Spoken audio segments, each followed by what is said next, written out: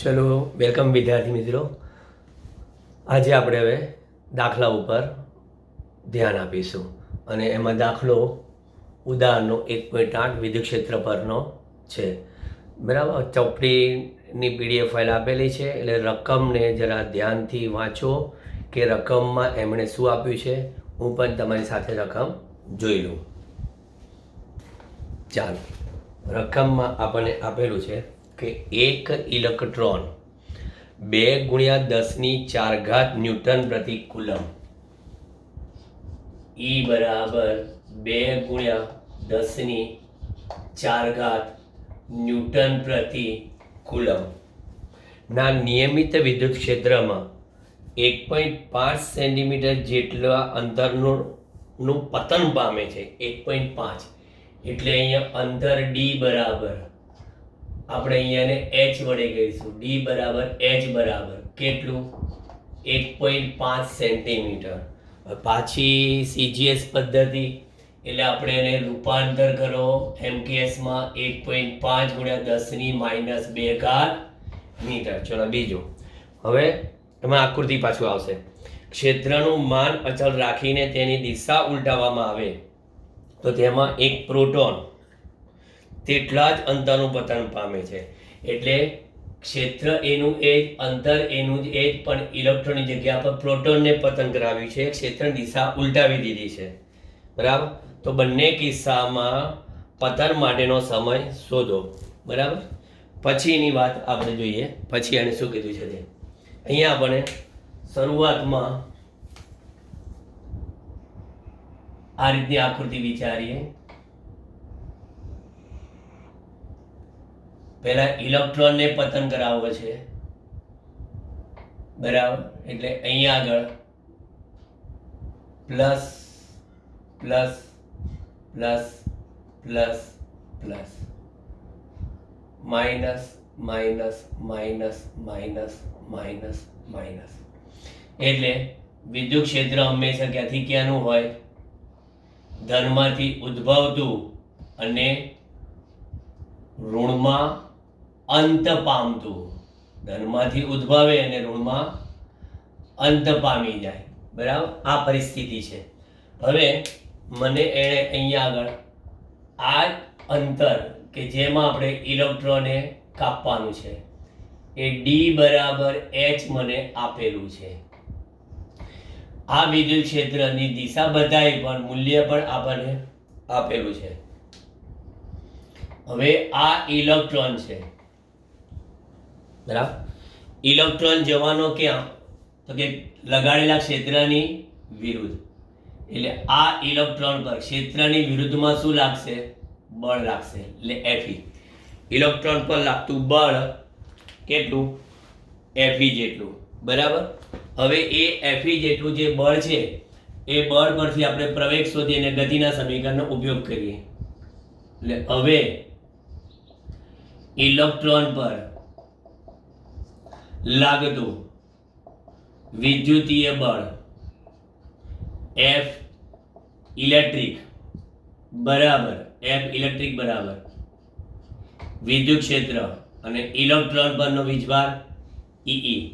Fe બરાબર EE. હવે એની પરથી Fe એટલે ઇલેક્ટ્રોનનું દળ બરાબર અને ઇલેક્ટ્રોનનો પ્રવેગ બરાબર E માટે પ્રવેગ એ E બરાબર EE ભાગ્યા કેટલા? ME. આને આપણે સાઈડમાં સમીકરણ નંબર 1 કરીને મૂકી દઈએ. હવે ગતિના સમીકરણ અનુસાર D બરાબર V0t વત્તા 1/2 AT². આ ગતિના સમીકરણમાં V0 બરાબર કેટલા મૂકશો? 0 મૂકતા. કારણ શું? કારણ કે મુક્ત પતન છે. બરાબર, એને મુક્ત પતન કર્યું અને વિદ્યુત ક્ષેત્રની અસર હેઠળ જવા દીધો. બરાબર, તો પછી અહીંયા D ની જગ્યા પર આપણે શું મૂકીએ છીએ? H. આ તો 0. 1/2 એની જગ્યા પર એ ઈ ઇન્ટુ ઇલેક્ટ્રોન માટેનો સમય લે ટી સ્ક્વેર. તો પછી અહીંયા ટી બરાબર શું તો કે √2h અપોન કેટલા એ ઈ. આને સમીકરણ નંબર 2 કહી દઈએ. ચાલો સમીકરણ 2 માં 1 ની કિંમત મૂકીએ તો ઇલેક્ટ્રોનને પતન માટેનો સમય ટી બરાબર √2 અને h તો છે જ, પણ એ બરાબર શું ઈ ભાગ્યા એમઈ. તો અહીંયા આગળ એ ની જગ્યા પર ઈ ભાગ્યા એમઈ એટલે ઉપર જશે. બસ આપેલી કિંમતો મૂકીએ અને કેલ્ક્યુલેટરથી ગણતરી કરીએ ફોર ધ પરફેક્શન. અહીંયા આગળ 2 ગુણ્યા h ની કિંમત 1.5 ગુણ્યા 10⁻² ગુણ્યા 9.1 ગુણ્યા 10⁻31 ભાગ્યા ઈની કિંમત કેટલી 2 ગુણ્યા 10⁴ ગુણ્યા ઈની કિંમત 1.6 ગુણ્યા 10⁻19.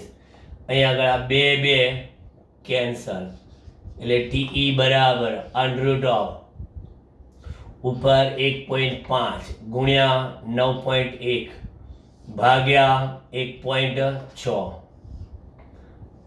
હવે હું ઘાત સાથે લો બધી. અહીંયા -19 -4 -15 ઉપર જાય કેટલા થશે તો કહે છે કે -15 ઉપર જાય એટલે +15 15 માંથી 2 જાય એટલે 13 31 માંથી 13 જાય એટલે 10⁻18 બરાબર. હવે હું શું કરીશ ટી બરાબર 10⁻18 નું તો વર્ગમૂળ નીકળી જાય, પણ આપણે જોઈએ 1.5 ગુણ્યા 9.1 ભાગ્યા 1.6 અને એનું વર્ગમૂળ 2.92 ગુણ્યા 10⁻9 સેકન્ડ. એટલે આપણે એને એપ્રોક્સી તરીકે લઈએ 2.9 નેનો સેકન્ડ. આટલા નેનો સેકન્ડમાં ઇલેક્ટ્રોન એ ઋણ વિદ્યુત ભારિત પ્લેટથી ધન વિદ્યુત ભારિત પ્લેટમાં પતન પામીને ડી જેટલું અંતર કાપીને પહોંચી જાય છે. બરાબર. આ મેં વાત કરી કોની ઇલેક્ટ્રોનની. હવે પ્રોટોન પર લાગતું વિદ્યુત બળ, પ્રોટોન પર લાગતું વિદ્યુત બળ એના આમાંથી જ Fe બરાબર વિદ્યુત ક્ષેત્ર એ જ પ્રોટોનનો વીજભાર એ જ બરાબર ઈ સેમ. તો હવે એના માટે અહીંયા એમપી અને અહીંયા કેટલા એપી ઇક્વલ ટુ કેટલા ઈ. હવે આની જરા આકૃતિ બતાવીએ. ચલો એનો પ્રવેગ શોધવો છે ને એટલે એને કીધું વિદ્યુત ક્ષેત્રની દિશા ઉલટાવવામાં આવે છે. વિદ્યુત ક્ષેત્રની દિશા ઉલટાવવામાં આવે છે. કેવી રીતે ઉલટાય છે જોઈએ. આ પ્લસ છે એ બધા પ્લસ હવે ઉપર બતાવીએ છે અને માઇનસ નીચે. આપણે જે નિયમ છે એ બદલાતો નથી. કયો કે વિદ્યુત ક્ષેત્ર ધનમાંથી ઉદ્ભવે અને ઋણમાં અંત પામે. એટલે આ વિદ્યુત ક્ષેત્ર ધનથી ઋણ તરફનું. હવે જેમ આપણે ઇલેક્ટ્રોનને પતન કરાયો એમ આપેલા ડી એટલું જ અંતર h d બરાબર h માં અહીંયા આગળ પ્રોટોન હંમેશા ક્ષેત્રની ક્યાં જાય દિશામાં.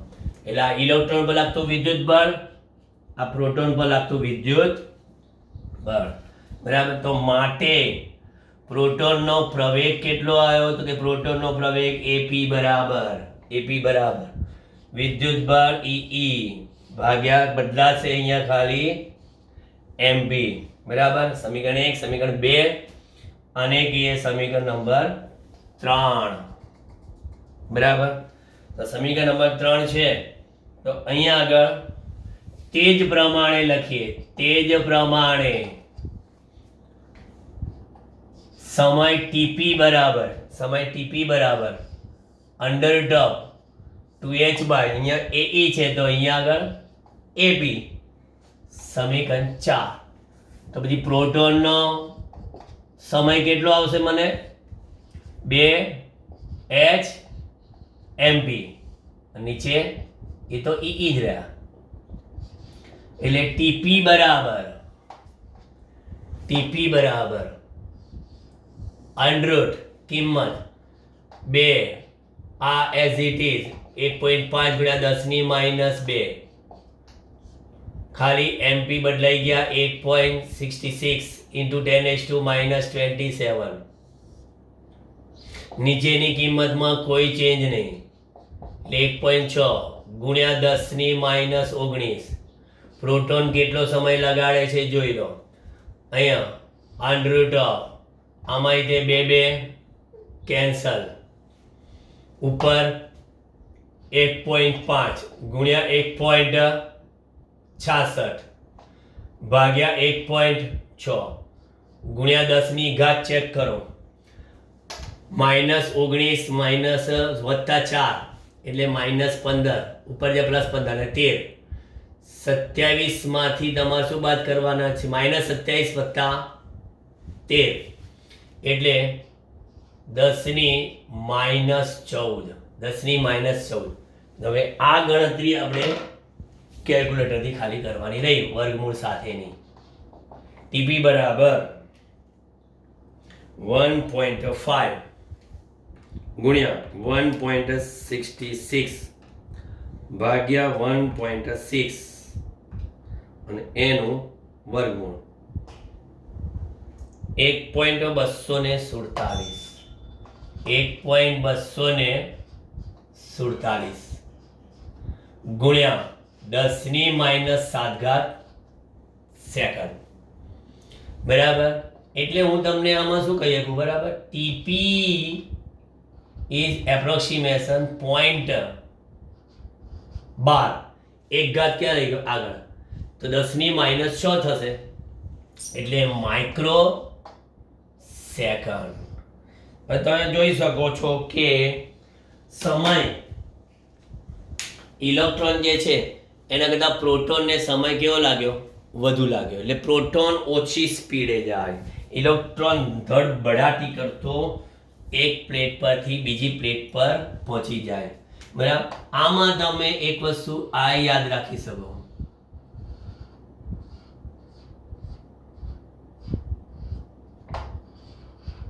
આમાં કે અહીંયા સમયની દ્રષ્ટિ જુઓ છો તમે તો સમય ટી એ ચલે છે અંડર ટોપ ખાલી એમ. સમય ટી અંડર ટોપ એમ. કારણ શું? તો કે છે કે અહીં એચ અને ઈ એચ ઈ અને સ્મોલ ઈ ત્રણે ત્રણ કેવા છે? અચળ છે. એચ ઈ ને ઈ ત્રણે ત્રણ છે કે પ્રોટોનનો વીજભાર એટલો જ ઇલેક્ટ્રોનનો વીજભાર. સમાન વિદ્યુત ક્ષેત્રમાં સમાન અંતર કાપતા બરાબર. તો આની પરથી તમે કહી શકો કે ઇલેક્ટ્રોનનો સમય પ્રોટોનનો સમય ઇક્વલ ટુ અંડર ટોપ કેટલા? M E upon MP. અંડર ટોપ એમઈ અપોન એમપી. આ સંબંધ પરથી પણ શોધી શકાય. કોઈ એકનો સમય ખબર હોવી જોઈએ તો મળી જાય. એટલે અહીં એક વસ્તુ સ્પષ્ટ છે કે પ્રોટોનનું દળ એમપી એ ઇલેક્ટ્રોનના દળ કરતાં કેવું છે? વધારે છે. પ્રોટોનનું દળ એમપી એ ઇલેક્ટ્રોનના દળ કરતાં વધારે છે. માટે અહીંયા પ્રોટોનનો સમય સમપ્રમાણના કારણે ઇલેક્ટ્રોનના સમય કરતાં કેવો મળે? વધારે મળે. હવે બીજું સેકન્ડ્સમાં આ લોકોએ પૂછ્યું છે આપણને. શું કીધું સેકન્ડમાં? સેકન્ડમાં એવું કીધું છે કે ગુરુત્વની અસર હેઠળ મુક્ત પતન સાથેનો તફાવત બતાવો. હવે તફાવતની વાત તમને જો કહે છે તો એ તફાવતમાં શું હશે? જો તમે કોઈનો એકનો પણ પ્રવેગ શોધશો ને, કોઈનો પણ પ્રવેગ, બરાબર, એટલે બીજી પરિસ્થિતિમાં અહીંયા આગળ ઇલેક્ટ્રોનનો પ્રવેગ એ ઈ બરાબર, ઇલેક્ટ્રોનનો પ્રવેગ એ ઈ બરાબર ઈ ભાગ્યા કેટલા? એમઈ. અને પ્રોટોનનો પ્રવેગ એપી બરાબર એ પણ કેટલા? ઈ ભાગ્યા એમપી. આ બંનેમાં તમને ઈની કિંમત આપેલી છે. ખાલી એમઈ ને એમપી કરીને આ બંનેની કિંમત ગણતરી કરીને શોધી શકાય, બરાબર. માટે એઈ અને જે એપી મળે છે is very much greater than g. G એટલે કેટલા? 9.8 મીટર પ્રતિ સેકન્ડ સ્ક્વેર. વિચાર કરો, ઇલેક્ટ્રોન પ્રોટોનના પ્રવેગ જો આટલા ખતરનાક વધારે હોય તો આવા સંજોગોમાં ગુરુત્વાકર્ષણની અસર આ લોકો પર ગણી શકાય નહીં. કારણ કે ગુરુત્વ પ્રવેગ, આ ઇલેક્ટ્રોન પ્રોટોનનો પ્રવેગ, તમે આ કિંમતો આપેલી માહિતીમાંથી મૂકીને ગણશો ને તો તમને થશે કે ગુરુત્વ પ્રવેગનું મૂલ્ય આના પ્રવેગના મૂલ્ય જોઈને બિચારું શરમાઈ જાય છે કે યાર બહુ ઓછું મૂલ્ય છે મારું, ગુરુત્વ પ્રવેગ કહે છે. આ લોકોનું તો પ્રવેગ 10^12 ને 10^22 ને એવા બધાના ઓર્ડરમાં છે. વિચાર કરો, એટલો ખતરનાક પ્રવેગ છે આ લોકોનો. કારણ કે સવાય છે કે સમાન વિદ્યુત બળ છે બંને પર, તો પછી આ જે પ્રવેગ જે આવે છે, આ બંને પ્રવેગ, બરાબર, એ બંને પ્રવેગ એ એમના પાછા કેવા દળના કેવા પ્રમાણમાં છે? વ્યસ્ત પ્રમાણમાં. દળના વ્યસ્ત પ્રમાણમાં એટલે અહીંયા આગળ ઇલેક્ટ્રોનનો પ્રવેગ ભાગ્યા પ્રોટોનનો પ્રવેગ બરાબર પ્રોટોનનું દળ ભાગ્યા ઇલેક્ટ્રોનનું દળ. અને માટે અહીંયા આગળ આપણે વાત કરી કે એમપી ઇઝ ગ્રેટર ધેન કેટલા છે? ME. MP is greater than ME. તો પછી માટે ઇલેક્ટ્રોનનો પ્રવેગ એઈ ઇઝ ગ્રેટર ધેન શું થાય? એપી. વ્યસ્ત પ્રમાણ. ઇલેક્ટ્રોનનો પ્રવેગ પ્રોટોન કરતાં વધારે છે એટલે ઇલેક્ટ્રોન હરકપદુડો આપેલા સમયમાં વહેલો પહોંચી જાય છે. આ મોડો પહોંચી જાય છે, વહેલો મોડો એ રીતે, બરાબર. એટલે સમજી લો બરાબર. આખો દાખલો લાંબા બધા દાખલા છે ઉદાહરણના, ખાસ સમજવા જેવા.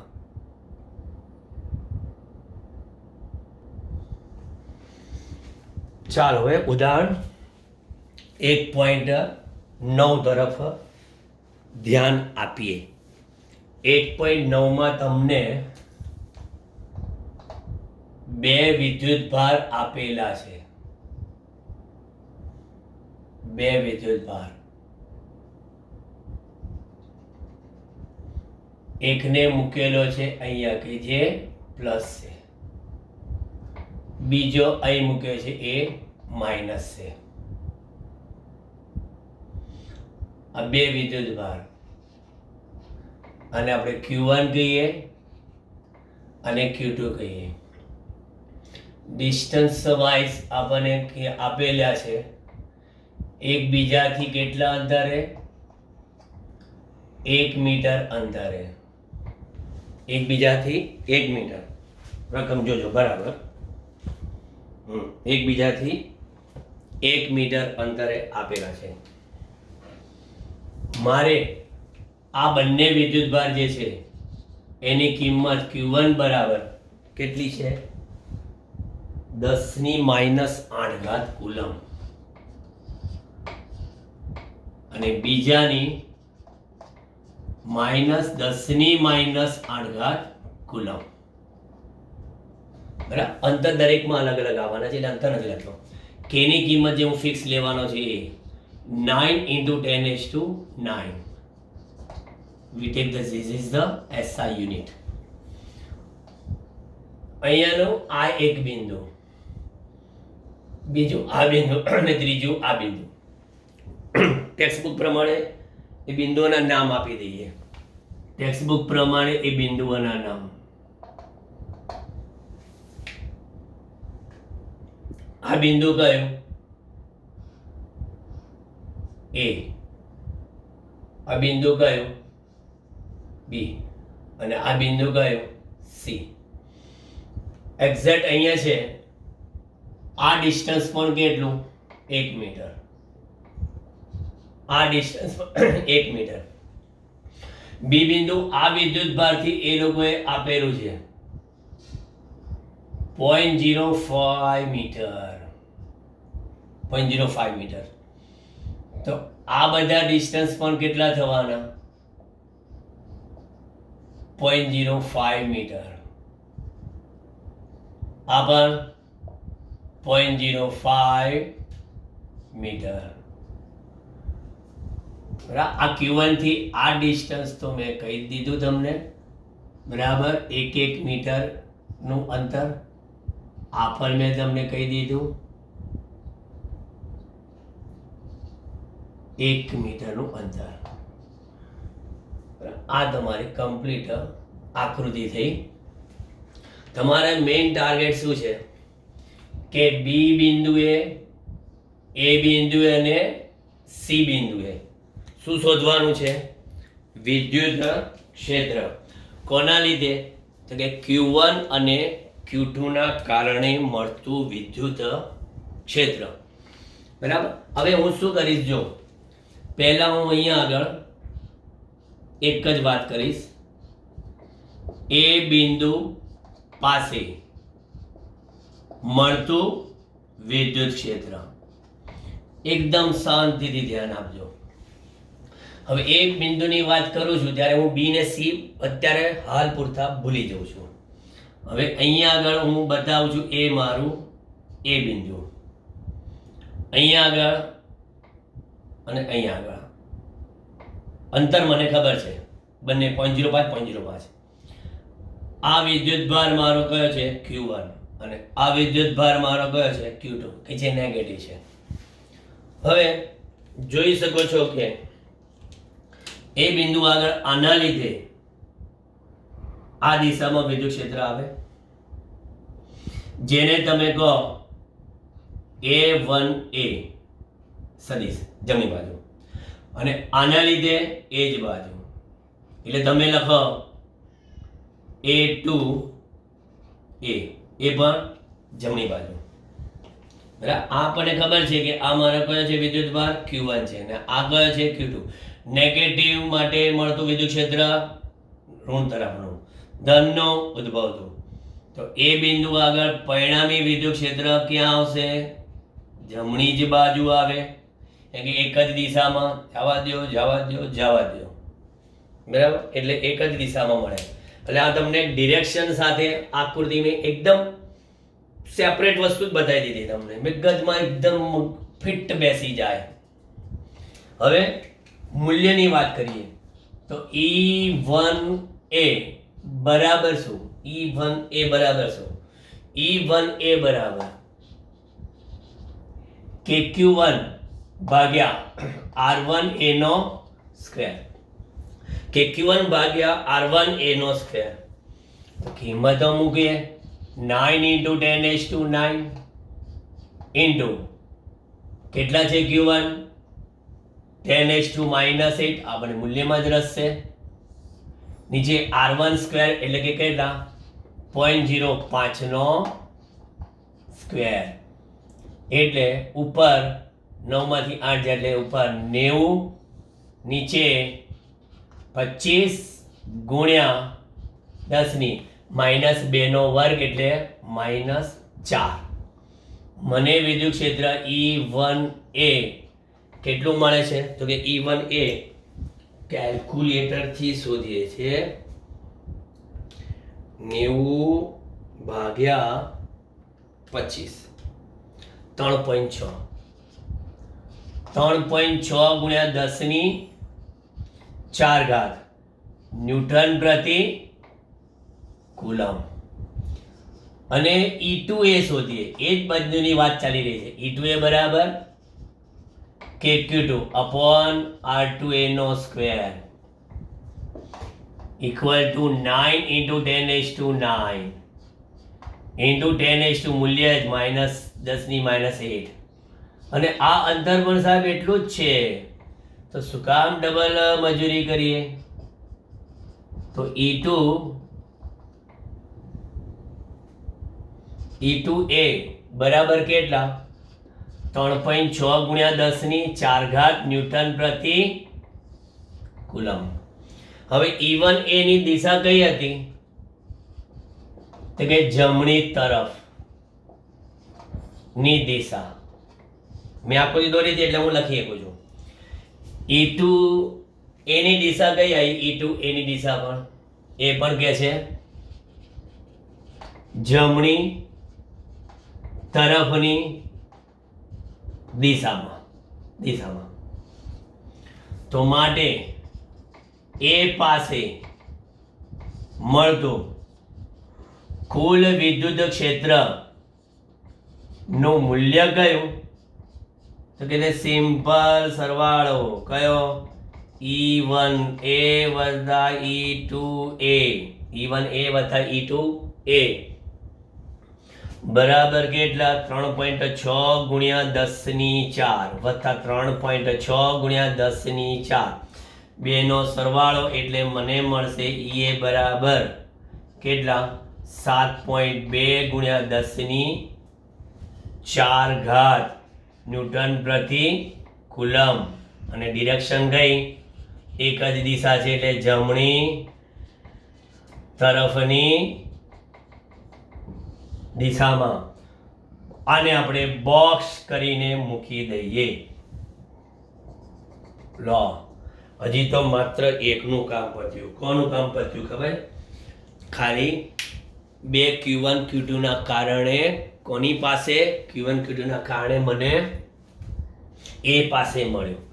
હવે આ જેમ સ્ટાર કરીને આગળ વધ્યા એ જ રીતે આપણે અહીંયા આગળ જોઈએ કે બી પાસે મળતું વિદ્યુત ક્ષેત્ર. તો બી પાસે મળતું વિદ્યુત ક્ષેત્ર એટલે ફરી હું તમને અહીંયા આગળ આ એ અને હવે આ બતાવ ગયા, સોરી આ એટલે નહીં Q1 અને આ કયા બતાવ્યા? Q2. Q1 અને Q2. હવે મારી પાસે બી બિંદુ આ રહ્યું, આ બી બિંદુ છે. હવે એ બિંદુ નહીં, બી બિંદુ પાસે આના કારણે શું આવે? એટલે તમે લખશો અહીંયા આગળ 1B, એમ પેલું 1A તો 1B. અને આનું ક્યાં આવશે? ઓ એ આ બાજુ.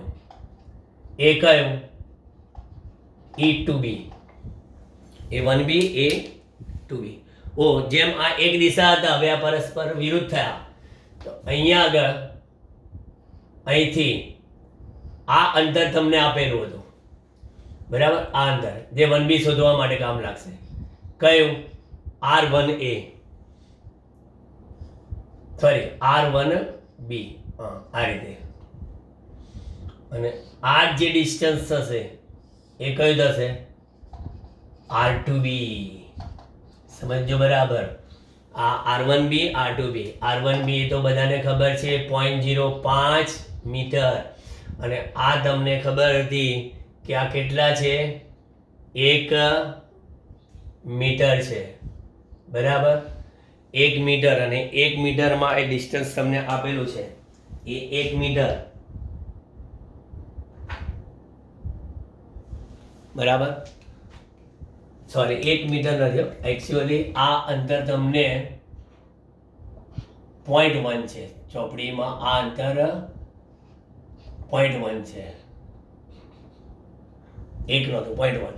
હવે એ 0.1 હોય તો પછી સીધો જવાબ છે આપણી પાસે 0.1 હોય તો કે બરાબર 0.1 હોય તો જ અડધા 0.05 થાય, એટલે આ થશે 0.1 મીટર. તો R2B કેટલા થશે? 0.15 મીટર.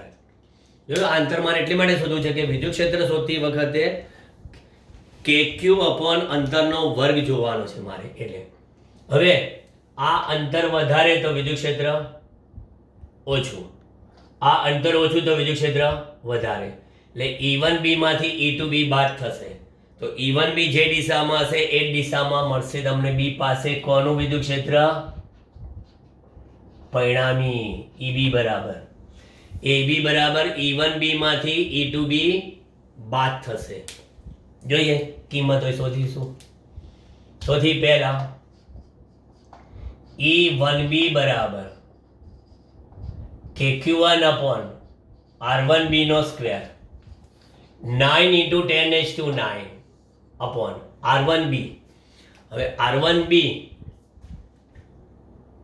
કેટલા છે આપણી પાસે? R1B બરાબર 0.05 નો સ્ક્વેર અને Q1 એટલે 10⁻⁸. એટલે આ તો ગણતરી કરેલી છે, આવી ગણતરી. એટલે આપણે એવા સંજોગોમાં ગણતરીમાં આમાં ટાઈમ નહીં વેસ્ટ કરીએ. એટલે કેટલા કે 3.6 × 10⁴ ન્યૂટન પ્રતિ કુલમ. પણ ડિરેક્શન જોવા જઈએ તો 1B ની ડિરેક્શન ક્યાં છે? ડાબી તરફની દિશામાં, ડાબી તરફની દિશામાં. અને હવે એ જ પ્રમાણે શોધો છો કોનું? હવે E2B બરાબર KQ2 upon R2B no square 9 into 10⁻⁹ divided by R2B એટલે હવે 0.15 નો સ્ક્વેર. હવે આ ગણતરી મારે કરવી જ રહી બરાબર. ઉપર તો 90 લખાઈ ગયા અને નીચે 0.15 નો સ્ક્વેર.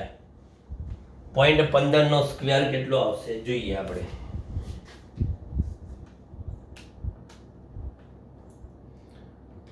નો સ્ક્વેર 0.0225 0.0225 અને 90 ભાગ્યા 0.0225 એટલે મને મળશે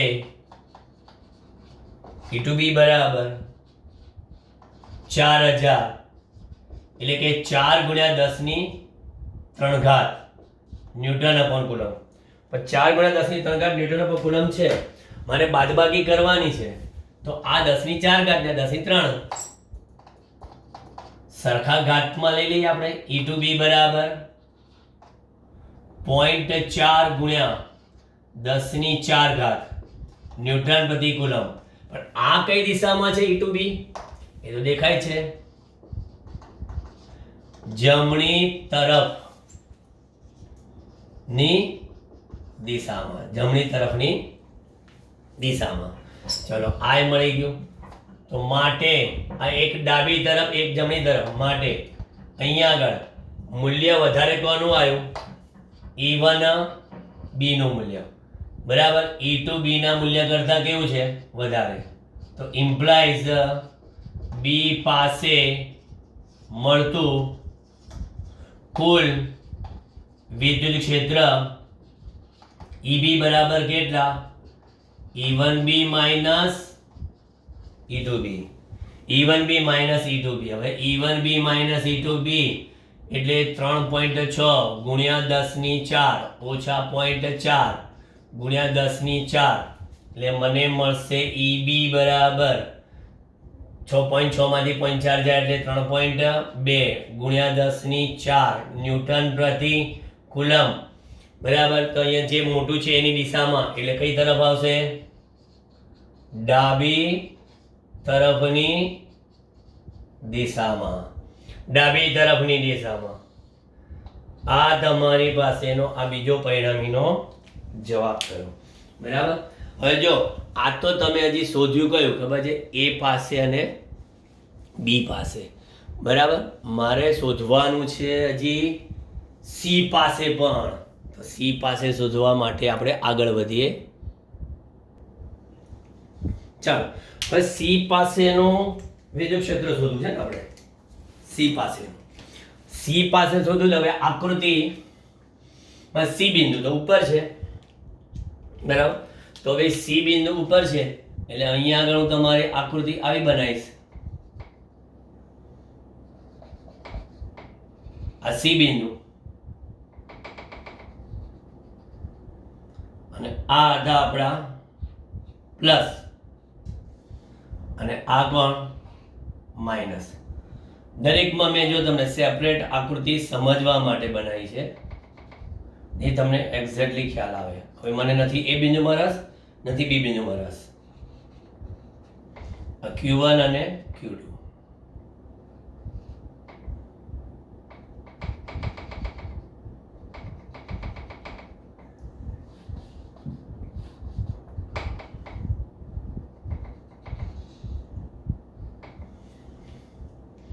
કોઈ પણ દાખલો સમજાવી ને તરત જ એની આકૃતિ દોરી નાખો દિમાગમાં, તમારો દાખલો આખો સહેલો થઈ જાય. હવે આ સી બિંદુ,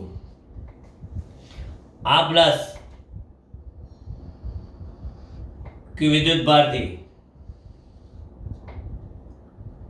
સી નું અંતર R1C આપણે આપેલું છે. કેટલું છે? 0.1 મીટર. એટલું જ અહીંથી આ આપેલું છે કયું? આ 2 નું, એટલે R2C. આ અંતર પણ કેટલું? આ ખબર છે કે 0.1 મીટર. હવે જોવાનું છે ખાસ તો એ તમે જો કે આ Q1 ના કારણે પ્લસ છે એટલે વિદ્યુત ક્ષેત્ર ઉદ્ભવતી દિશામાં આ તરફ જશે, ઉપર તરફ. અને એ તમે લખવાના શું અહીંયા આગળ? 1 ના લીધે સી પરનું વિદ્યુત ક્ષેત્ર, બરાબર. અને એટલા જ મૂલ્યનું આવશે, જોઈશું હમણાં ગણતરી કરીને. કારણ કે આ ઋણ તરફ દાખલ થતું વિદ્યુત ક્ષેત્ર 2 ના લીધે સી પરનું સબાચના નિયમ મુજબ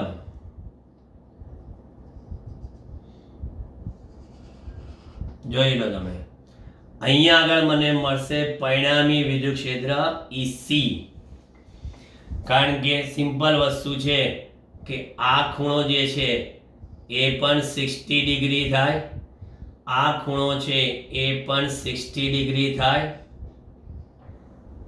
બરાબર. આકૃતિ પરથી હજી તો બતાવું છો. E1C E2C પરિણામી EC આકૃતિ આની. હવે સમજીએ કિંમત. E1C બરાબર કેટલા? 1C નું મૂલ્ય E1C બરાબર KQ1 upon R1C નો square, 9 into 10⁻⁹ into 10⁻⁻8 divided by R1C 0.1 નો સ્ક્વેર. એટલે જવાબ શું આવશે? ઉપર તો આવી ગયો જવાબ 90, નીચે 10⁻⁻1 નો સ્ક્વેર 10⁻2. એટલે મને મળશે અહીંયા આગળ E1C બરાબર 9 × 10⁻³ ન્યૂટન પ્રતિ કુલમ. પણ ન્યૂટન પ્રતિ કુલમ લખીએ પણ ક્યાં તરફ? તો કે છે એ ડિરેક્શન ક્યાં? Q1 થી C તરફની દિશામાં, Q1 થી C તરફની દિશામાં. અને એ જ રીતે મને જરા E2C શોધીને બતાવો. તો કે KQ2 upon R2C નો square 9 into 10⁻⁹ into 10⁻⁻8 divided by 0.1 નો સ્ક્વેર. શું કામ ગણતરી કરીએ? એ જ જવાબ આવે પણ ડિરેક્શનની દ્રષ્ટિએ જુદો. કયો? તો કે છે એ સી થી Q2 તરફની દિશામાં આવે છે. સી થી Q2 તરફની દિશામાં. બરાબર. જો આકૃતિ પર બરાબર ધ્યાન આપજો. મેં જે ડિરેક્શનમાં બતાવ્યું છે આકૃતિમાં કમ્પ્લીટ દિશાઓના સાથે અહીંયા મૂલ્ય આવી ગયું. હવે અહીં E1C અને E2C એટલે સદિશ E1C અને સદિશ E2C ના મૂલ્યો સમાન છે અને તેમની વચ્ચેનો કોણ 120 ડિગ્રીનો છે, 120 અંશનો છે. તો માટે પરિણામી વિદ્યુત ક્ષેત્રનું મૂલ્ય ક્યાં આગળ? સી પાસે √E1C નો સ્ક્વેર વત્તા E2C નો સ્ક્વેર વત્તા 2E1C E2C cos ઓફ બંને વચ્ચેનો ખૂણો 120 અંશ. હવે બે સદિશોના મૂલ્યો સમાન હોય ને તેમની વચ્ચેનો ખૂણો 120 અંશ હોય તો પરિણામી EC બરાબર આ E1C ને E2C જેટલું જ એટલે કે 9 × 10⁻² કેટલા મળે? 3 ન્યૂટન અપોન કુલમ મળે. અને તેની દિશા ક્યાં થાય? કે તેની દિશા બંને વિદ્યુત ક્ષેત્ર સાથે એટલે કયા? E1C અને E2C સાથે 60 અંશનો કોણ બનાવતી દિશામાં. અથવા બીજું લખી શકો અર્થાત Q1 અને Q2 ને જોડતી રેખાને સમાંતર જમણી તરફની દિશામાં. બરાબર. એક એક દાખલો વ્યવસ્થિત રીતે લખીને તૈયાર કરજો. તમે સાઈઝ જો દાખલાઓની ફૂલ સાઈઝ છે પણ સમજવામાં બહુ જ ઇઝી છે કારણ કે મેં આખા દાખલાના ટુકડા કરી નાખ્યા. એ બિંદુની વાત કરી તો એ બિંદુનો પાસપોર્ટ સાઇઝનો ફોટો પાડ્યો. બી બિંદુની વાત કરી તો બી બિંદુનો પાસપોર્ટ સાઇઝનો ફોટો આ બાજુ હતો. સી બિંદુની વાત કરી તો સી બિંદુનો જ એકલો પાસપોર્ટ સાઇઝનો ફોટો બતાવ્યો. બરાબર. એટલે જે બિંદુની ચર્ચા કરતા હોય ત્યારે બાકીના બિંદુની સામું જોવાનું નહીં. કુલમના નિયમ પાસેથી મને આ શીખવા મળ્યું. તમે શીખો 2 બોડી ફોર્સ જેવું. બરાબર. કે એકની વાત કરતા હોય ત્યારે બીજી વાતો નહીં કરવાની. બરાબર. હું માનું ત્યાં સુધી સમજી ગયા? બરાબર. આઈ થિંક બેટર સમજી ગયા. ફરી આગળના દાખલા ઉપર આપણે જઈએ. બરાબર. ત્યાં સુધી થોડો વિરામ કરી લો. ઓકે, ચાલો.